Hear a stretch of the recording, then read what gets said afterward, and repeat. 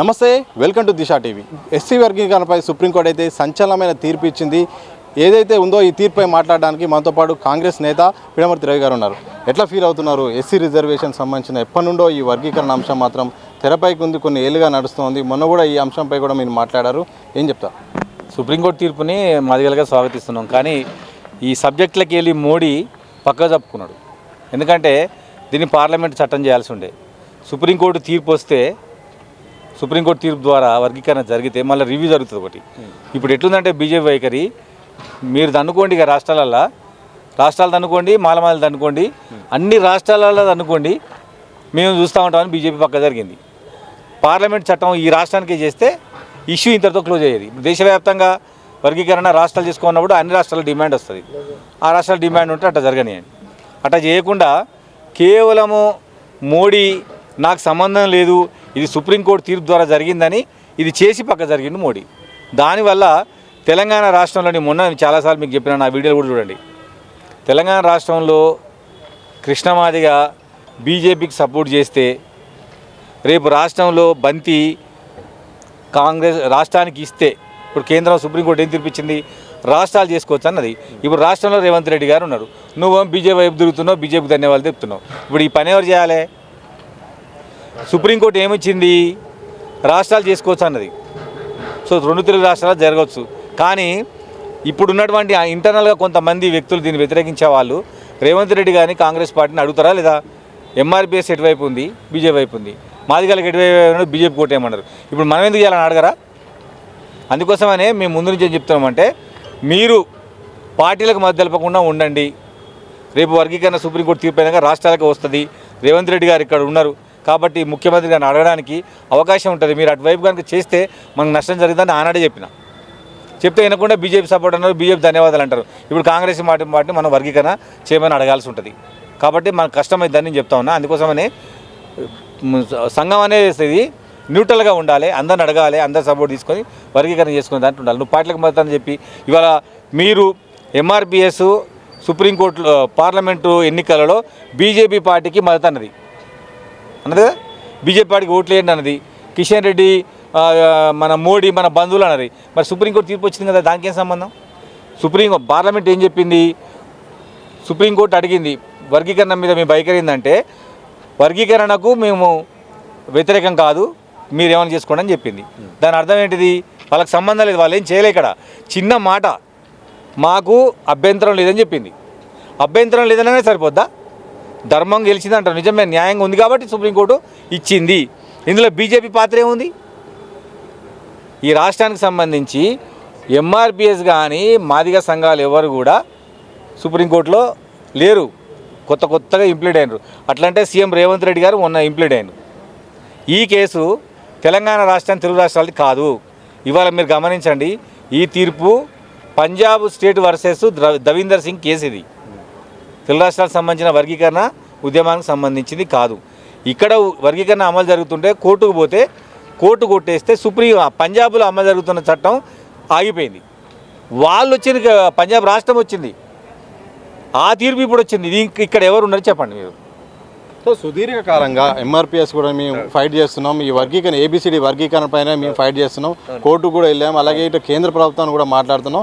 30 ఏళ్ళుగా పోరాట ఫలితం అని కూడా ఎంఆర్పీఎస్ చెప్పుకుంటే అట్లే. కానీ నిజానికి జరిగింది ఏంది? వాళ్ళు ఎక్కడున్నారు చెప్పండి? కోర్టులో కేసేసిండ్రా? పోనీ ఇప్పుడు బీజేపీ సహకారం వల్ల అంటారు. మరి మీరు చేసింది ఏంటిది? మరి 30 ఏళ్ళ పోరాటంలో ఎంఆర్పీఎస్ ఎందుకు సుప్రీంకోర్టులో కేసు వేయలేదు? సుప్రీంకోర్టులో వేరే వాళ్ళ కేసేసి దాంట్లో ఇంప్లీడ్ అయింది. మీరు చేసింది ఎందుకు చెప్పాలి తెలంగాణ ప్రజలకు? రెండోది, ఇప్పుడు నేను మళ్ళీ అడుగుతున్నా, 1994లో వర్గీకరణ ఉద్యమం ప్రారంభమైంది. ఆనాడు 7% డిమాండ్ పెట్టినరు. 30 ఏళ్ళు అయింది ఇప్పటికి. 30 ఏళ్ళకు ఇప్పటికీ 7%, 6% కొట్లాటకు 1% కోసం 30 ఏళ్ళు కొట్లాడేది. అందులో పెద్దగా పోయేది ఏముంది? వాళ్ళకి 6%, మాకు 7%. దీనికోసం 30 ఏళ్ళ పంచాయతీ 30 ఏళ్ళ పాటు విడిపోవాలా? అట్లా కాకుండా తెలంగాణ రాష్ట్రంలో జనాభా దామాషా ప్రకారం సీఎం గారు చెప్పినట్టుగా జనాభా లెక్కలు జరగాలి. దాని ప్రకారం వర్గీకరణ చేస్తే లాభం చెప్పించి ఎంఆర్పీఎస్ డిమాండ్ వల్ల వర్గీకరణ జరిగితే తెలంగాణ రాష్ట్రంలో మాదిగలకు నష్టం. కాబట్టి వర్గీకరణ అట్లా జరగొద్దు. వర్గీకరణ జరగాల్సింది కులాల లెక్కల ప్రకారం. కులాల లెక్కలు జరిగినాక ఏ కులం ఎంత ఉందో ఆ కులానికి అంత ఇవ్వాలి. అంతేగాని ఇద్దరు 2 కులాలు ఉన్నాయి, దాంట్లో మరి ఇంత 15% ఉంది, శరిసగం చేస్తున్నట్టు కాదు కదా. మేము ఎంత ఉన్నాం తెలంగాణలో ఆ లెక్క ప్రకారం. రేపు ఎస్టీల వర్గీకరణ అయినా లంబాడీస్ ఎంతమంది ఉన్నారో చూసి వాళ్ళకి అంత ఇవ్వాలి. ఎవరు ఆపోలు పడాల్సిన అవసరం లేదు. జనాభా దామాషా ప్రకారం జరగాలి, శరిసగం జరగడం కాదు. ఇది నేను చెప్పేది. సో మీరు ఇంతకుముందు ఒక మాట అన్నారు, ఒక పార్టీకి అంటే కేంద్రంలో ఉన్న పార్టీకి అభినందిస్తూ ఇక రాష్ట్రంలో ఉన్న పార్టీకి మద్దతు ఇవ్వకుండా కనీసం చెప్పకుండా చేస్తే రిజర్వేషన్ అంటే ఒకవేళ మీకు మద్దతు ఇవ్వకున్నా మిమ్మల్ని కోరకున్నా అంటే రాష్ట్రంలో ఈ యొక్క వర్గీకరణ అమలు కాదా? అమలు జరుగుతుంది, కానీ మనసులో ఉంటావు కదా. నువ్వు సమయం వచ్చినప్పుడు ఎటువైపు ఉన్నావు? బీజేపీ వైపు ఉన్నావు. కేంద్రం ఏం చేస్తుందని. మరి కేంద్రం చేయలే కదా. సుప్రీంకోర్టు తీర్పు వచ్చింది. సుప్రీంకోర్టు తీర్పు ఏమిచ్చింది? రాష్ట్రాలకు అధికారం వచ్చింది. ఇప్పుడు రాష్ట్రంలో ఎవరున్నారు? నువ్వు బీజేపీకి ఓట్లు ఏమని తిరుగుతావు. మా వల్లనే బీజేపీ పెరిగిందంటావు. ఈ 21% మా వల్లనే, ఈ 8 సీట్లు మా వల్లనే అంటావు. మరి ఇప్పుడు కాంగ్రెస్ చేయాలిగా రాష్ట్రంలో. ఇప్పుడు ఎవరిని అడుగుతావు? అందుకోసం మీ అనేది ఏంటంటే, నిజంగా మీరు మాదిగలకు న్యాయం జరగాలని అనుకుంటే ఇట్లా తటస్థ వైఖరిని అవలంబిస్తే రేపొద్దున రేవంత్ రెడ్డి గారిని మనం అడగడానికి అవకాశం మేము పోయి అడుగుతాం. కానీ వ్యతిరేక వర్గం వాళ్ళు పోయి రేవంత్ రెడ్డిని అడుగుతారా? సోనియా గాంధీ చెప్పరా మేడం వీళ్ళంతా అటే అని? కాబట్టి నువ్వు తటస్థ వైఖరి ఉంటే మాదిగ జాతికి లాభం జరిగేది. ఇప్పుడు కూడా బీజేపీకి ధన్యవాదాలు అంటుండు. బీజేపీకి ధన్యవాదాలు అంటే సుప్రీంకోర్టు తీర్పిస్తే బీజేపీకి ధన్యవాదాలు ఏంది? అది కోర్టు తీర్పులను ప్రభావితం చేస్తుందా? కాబట్టి ఇటువంటి వైఖరి కరెక్ట్ కాదు. ఈ వర్గీకరణ వల్ల తెలంగాణ రాష్ట్రంలో మాదిగలకు అన్యాయం జరుగుతుంది. 12% ఇస్తేనే మేము ఒప్పుకుంటాం, లేకపోతే ఏబిసిడి మేము ఖచ్చితంగా వ్యతిరేకిస్తాం. సో తీర్పు మొత్తం కనుక దాన్ని చూస్తే టెక్నికల్గా ఏ అంశాలు ఇబ్బందికరంగా ఉన్నాయి? ఒకవేళ చట్టం చేస్తే వచ్చే ప్లస్ ఏంటి? ఒకవేళ వర్గీకరణ రాష్ట్రాలకు ఇట్లా అనుమతి ఇవ్వడం వల్ల రాష్ట్రాలు లింక్ పెట్టడం వల్ల వచ్చే సమస్యలు ఏంటి? అంటే ఇప్పుడు టెక్నికల్గా ప్రాబ్లం ఏం లేదు. ఎందుకంటే పార్లమెంట్ చట్టం చేస్తే ఇంకా క్లియర్గా ఉండేది. సుప్రీంకోర్టు తీర్పు నేపథ్యంలో రాష్ట్రాలు చేసుకున్నాక ఒకవేళ ఫైనల్గా రివ్యూకి పోతారు కావచ్చు, ఒక్కటి ఉంటుంది ఫైనల్గా, అది రివ్యూకి పోద్ది. అప్పటి కూడా మళ్ళీ ధర్మాసనం మాట్లాడుకుని ఆ రివ్యూని కూడా ఆపొచ్చు. ఇక టెక్నికల్గా ఏం ప్రాబ్లం ఉండకపోవచ్చు. ఒకవేళ సుప్రీంకోర్టు తీర్పు తర్వాత తెలంగాణ ప్రభుత్వం దీని మీద అసెంబ్లీ సెషన్ పెడతాను ముఖ్యమంత్రి గారు చేస్తానని ముఖ్యమంత్రి గారు చెప్తా ఉన్నారు. అసెంబ్లీ సమావేశాలు పెట్టి చర్చించి చట్టం చేసి దీన్ని ఇవ్వాలి. అంతే తప్ప పెద్దగా టెక్నికల్గా ఏం ప్రాబ్లం ఉండకపోవచ్చు. సో చివరిగా చెప్పండి, ఎంఆర్పిఎస్ క్రెడిటా లేకపోతే వర్గీకరణ క్రెడిట్ అసలు ఎవరిది? మాదిగలందరూ ఉన్నారు ఇలా. ఎంఆర్పిఎస్ ఒకటే లేదు. కృష్ణమాదిగే చెప్పిండు మాదిగలందరికీ ధన్యవాదాలని. గతంలో కూడా ఇదే జరిగింది. మొత్తం తెలంగాణ సమాజం కొట్లాడితే ఇదంతా కేసీఆర్కి ఆపాదించారు. ఇప్పుడు కూడా అదే ప్రయత్నం జరుగుతుంది. దానివల్ల జాతికి నష్టం. ఒక వ్యక్తికి అందరి కొట్లాట తెలంగాణలో ఉన్నటువంటి మాదిగ జాతి మొత్తం కొట్లాడితే ఒక వ్యక్తికి ఆపాదిస్తే ఆ వ్యక్తి తీసుకుపోయి దీన్ని బీజేపీ కలుపుతుండు.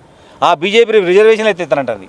కాబట్టి ఇది మొత్తం మాదిగ జాతికి సంబంధించింది, అమరవీరులకు సంబంధించింది ఈ కొట్లాట అంతా. Okay, thank you. మొత్తంగా వర్గీకరణ అంశం అనేది మాత్రం ఒక ఎంఆర్పిఎస్ మాత్రమే కాదు, ఇది మాదిగలందరి పోరాట ఫలితం అని చెప్తున్నారు. మరోవైపు రాష్ట్ర ప్రభుత్వం కూడా వర్గీకరణ విషయంలో మాత్రం ఈ అనుకూలంగా ఉంది. తప్పకుండా ఇంకా రిజర్వేషన్లు పెంచాల్సిన అవసరం ఉంది. కులగణన చేపడితే ఇంకా బెనిఫిట్ ఉంటుందని చెప్పింది.